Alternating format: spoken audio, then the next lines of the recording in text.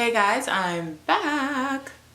So I want to talk about some conversations I've been having with people regarding molestation. So when I tell them I'm writing a book, they ask about the topic. I say it's about preventing molestations from happening to children. And again, I hear the same concern. And you won't believe who people are concerned for. They care about the wrongly accused men. Two things wrong with that. One, it's not always men. And two, who cares about the wrongly accused? I mean, there is so much focus on the one who was accused or wrongly accused because of, their reputation being ruined, because everybody believes when someone says, oh, so-and-so is touching little boys, I'm not the one who just believes, but majority of people would believe. So this person was telling me his story about his sister who said that her boyfriend or someone touched some kid. And he said, oh, he can't get a job anywhere and yada, yada, blah, blah.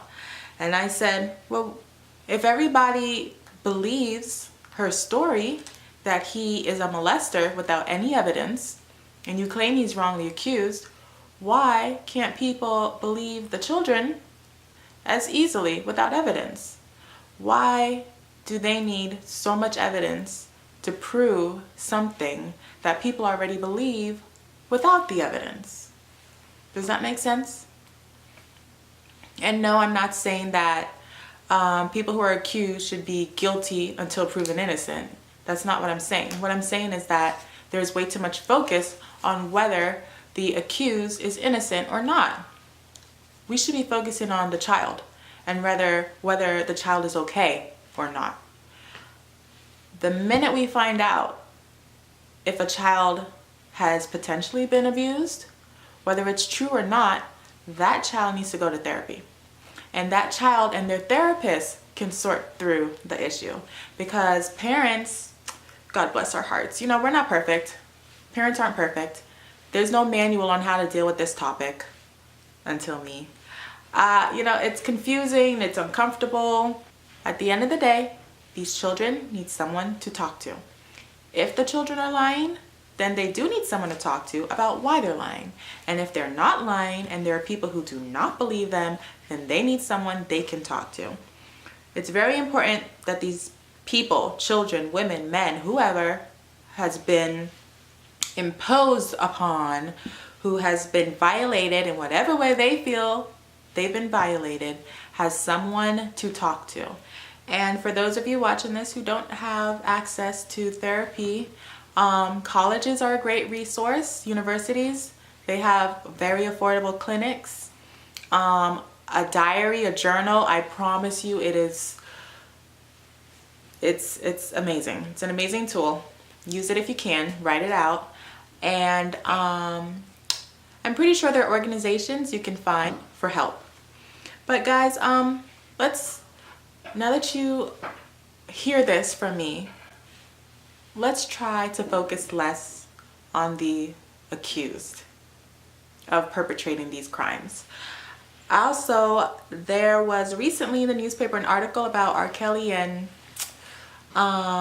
Woody Allen and some other guys who have been found to be acting a little taboo. And the reporter was saying, what do we do with the art of these people who don't know how to conduct themselves? That's a really big question. So please, in the comments below, do we ban their music?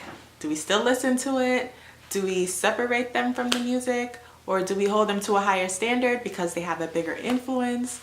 What do you think we should do about people in the public eye, specifically artists, who have done wrong?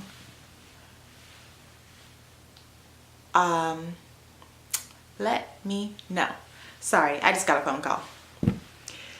So, to reiterate, any child who comes to you or comes to a friend and that friend comes to you about potentially of being molested, touched, raped, sexually violated, whatever, Get the child some therapy. Don't ask questions about the abuser and how they're feeling. I'm pretty sure they're going to go out of their way to prove that they're innocent. I'm here for the kids. You should be here for the kids. Why is it important? Because these kids are going to grow up and they are going to raise children. They're going to have to live in our society. They're going to have an impact on the world as a whole. We don't want mental people with mental health issues. When we can help, we can do something. Okay, guys? Also, when I tell the topic of my book, the only people who ask questions about me being molested or whatever, I am assuming are people who have also been molested. Everyone else just kind of avoids the topic and like, oh, this is a great story. On one hand, that's great because I want it to not even be an issue. And on the other hand, I wish they'd just ask because I'm over it now, so I can talk about it. And it should be like talking about puberty. We need to talk about it, talk about it, talk about it. And if it has happened to you, tell someone that you trust. Baby steps, guys. What I did was wrote a letter to my husband because I couldn't tell him. So if there's someone you trust, write it out to them. Writing is a wonderful tool. Use it, okay? I love you. Bye.